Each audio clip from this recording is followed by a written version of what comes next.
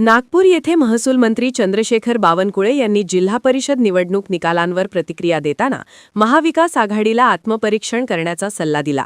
भाजप महाराष्ट्रात एक नंबरचा पक्ष ठरेल असे यापूर्वीच सांगितले होते आणि त्याचीच प्रचिती जिल्हा परिषद निवडणुकांत आली असल्याचे त्यांनी सांगितले। महानगरपालिकांप्रमाणेच जिल्हा परिषदेतही जवळपास 8 ठिकाणी भाजपचे अध्यक्ष असतील असेही ते म्हणाले।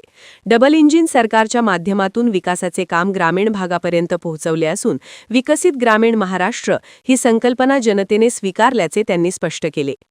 पुणे जिल्ह्यात अजित पवार यांच्या पाठीशी जनता उभी राहिल्याचे सांगत बावनकुळे म्हणाले की पुणे जिल्ह्याने दिलेले मत महायुतीलाच मिळाले आहे। आगामी काळात काही जिल्हा परिषदांवर अजित पवार गटाचे, काही ठिकाणी शिंदे सेनेचे तर काही ठिकाणी भाजपचे अध्यक्ष असतील असा विश्वास त्यांनी व्यक्त केला। काँग्रेसला निवडणुकांत दणका बसल्याचे सांगताना ते म्हणाले की महाविकास आघाडी घसरली आहे। टीका टिप्पणी आणि नकारात्मक प्रचाराला जनता आता मत देत नाही तर विकासाला मतदान करते। काँग्रेसकडे ठोस विजन नसल्यामुळे जनतेने त्यांना नाकारले असा आरोपही त्यांनी केला। तसेच शरद पवार गट महाविकास आघाडीला योग्य मार्गदर्शन करण्यात अपयशी ठरल्याचेही त्यांनी नमूद केले।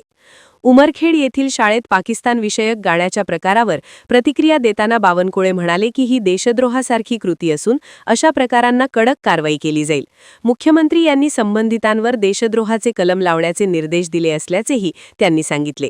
चंद्रपूर महापालिकेबाबत बोलताना ते म्हणाले की कोणी सोबत आले तर नकार दिला जाणार नाही, मात्र सत्तेत नसल्यास विरोधी बाकावर बसण्याचीही तयारी आहे। नागपूर महापौर पदग्रहण सोहळ्याबाबत त्यांनी माहिती देताना नीता ठाकरे महापौर तर लीला हाती बेड उपमहापौर म्हणून पदभार स्वीकारणार असल्याचे सांगितले। यापूर्वी आम्ही आपणास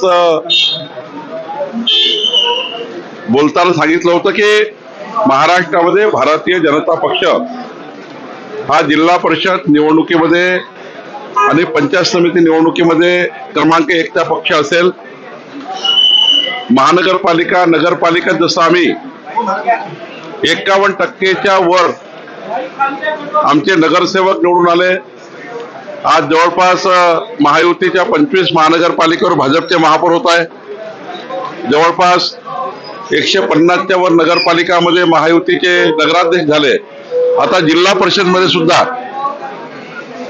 जवळपास 8 जिल्हा परिषदवर भारतीय जनता पार्टी महायुतीचे जिल्हा परिषदेचे अध्यक्ष असतील। अनेक मोठे यश भाजपला मिळालं आहे। माननीय मुख्यमंत्री देवेंद्र फडणवीसजी, आमचे अध्यक्ष रवींद्र चव्हाणजी यांच्या अत्यंत मार्गदर्शनाखाली आम्ही निवडणूक लढली। देवेंद्रजींच्या नेतृत्वात आम्ही लढली। आमच्या अध्यक्षांनी आम्हाला सर्वांना मार्गदर्शन केलं आणि माननीय पंतप्रधान मोदींचं सरकार, देवेंद्रजींचं सरकार, डबल इंजिन सरकारच आम्ही जनतेपर्यंत घेऊन गेलो आणि जिल्हा परिषदेच्या विकासाचा आम्ही एक नवा संकल्प केला। विकसित महाराष्ट्रासोबत विकसित ग्रामीण महाराष्ट्र आणि डबल इंजिन सरकार याच्या माध्यमातून होणारी कामे। शहरी भागात तर आधी महानगरपालिका निवडणुकीत यश मिळालं, ग्रामीण जनता ही भाजप आणि महायुतीच्या पाठीमागे आहे असं वाटतं का या निवडणुकीनंतर? 100% आहे। जेव्हा आम्ही निवडणुकीच्या प्रचाराला गेलो तेव्हा ग्रामीण जनता सुद्धा डबल इंजिन सरकार आणि मोदीच्या सरकारच्या, केंद्र सरकारच्या योजना, राज्य सरकारच्या योजना हे आम्ही मांडल्या आणि मला या ठिकाणी आनंद वाटतो की देवेंद्रजींच्या नेतृत्वामध्ये आज आम्हाला महाराष्ट्रामध्ये एक मोठं यश मिळालं आहे। पुणेमध्ये राष्ट्रवादी काँग्रेसची एखादी सत्ता येताना दिसत आहे। अजित दादांना त्या पाठीशी तो जिल्हा उभा राहिला नाही, पुणेमध्ये तर आधीच त्या ठिकाणी माननीय अजितदादा यांच्या पाठीशी जिल्हा आहेत। पण ठीक आहे, आता त्यांनी त्या ठिकाणी जिल्ह्याने जे मत दिलेलं आहे आणि अजितदादाला जरी मत दिलं तरी महायुतीलाच मत दिलं आहे। त्यामुळं महायुती या ठिकाणी महाराष्ट्रामध्ये येणार आहे।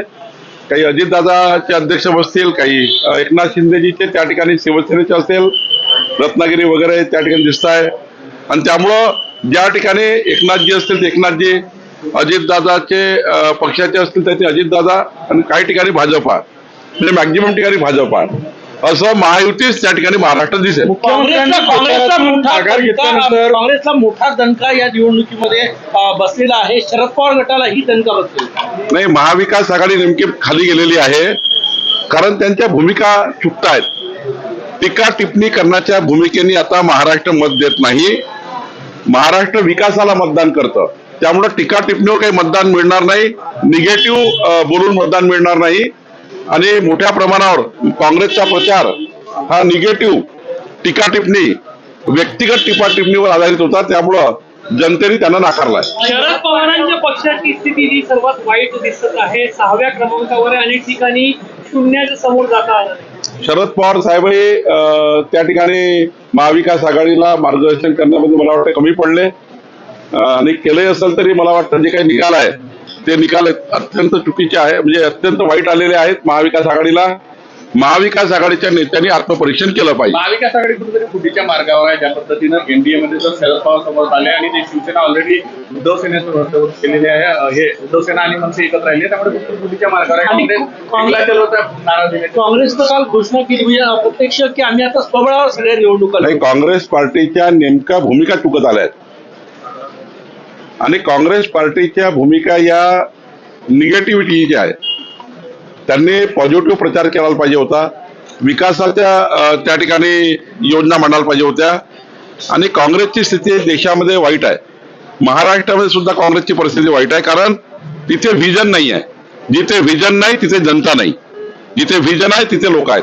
यवतमाळच्या उमरखेडमध्ये एका शाळेमध्ये काल एक गाणं वाजवण्यात आलं जो पाकिस्तानच्या सैन्याला स्फूर्ती देण्यासाठी 1965 मध्ये रचला होता आणि भारत विरोधी वातावरण निर्माण करण्यासाठी पाकिस्तानमध्ये जो गाणं वाजवला जातो तो उमरखेडच्या एका शाळेत वाजवलं गेलं. देशद्रोहासारखं कृती आहे. अशा देशद्रोही विचार करणाऱ्या लोकांना जेरबंद करण्याकरता आम्ही त्या ठिकाणी कारवाई करण्याची सूचना दिलेली आहेत. माननीय मुख्यमंत्र्यांनी सूचना दिलेली आहेत आणि ज्या ठिकाणी अशा पद्धतीचं पाकिस्तान दर्जेने वर्तन ज्या शाळा करतील, जे लोक करतील, त्याला देशद्रोहासारखं त्या ठिकाणी कायदे कलमा लावून त्यांना अटक केली पाहिजे. चंद्रपूर महानगरपालिकेत उद्या महापौर पदाची निवड आहे. चुरस आहे, भाजप याचे प्रयत्न करत आहे. नाही, भाजपने हा विचार केलाय, जर कोणी आमच्यासोबत आलं तर आम्ही ना म्हणणार नाही, पण जर नाही आलं कोणी तर आम्ही विरोधी पक्षात बसू. विरोधी पक्षामध्ये बसण्याची तयारी आमची आहे. पण ठाकरे भाजपच्या सोबत आले तर त्यांना सोबत घेऊन नाही, आता मला सांगा, स्थानिक राजकारणामध्ये कोण कोणाशी जातं मला माहित नाही, पण हे मात्र पक्का आहे की त्या ठिकाणी लोकल राजकारणामध्ये एखादी काय तिथे स्थिती आम्हाला माहिती नाही, पण आम्ही त्या ठिकाणी नाही आमचा महापौर झाला तर आम्ही विरोधी पक्षात बसू. नागपूरच्या महापौरांचा पदग्रहण सोहळा आज आहे, अमरावतीला आहे, काय सांगणार? नाही, आमचा पदग्रहण सोहळा आहे. आमच्या महापौर या ठिकाणी नीता ठाकरेजी आणि आमच्या उपमहापौर हातीबळताई या दोघांचाही पदग्रहण सोहळा आहे. मी त्यांना शुभेच्छा देतो. Thank you sir.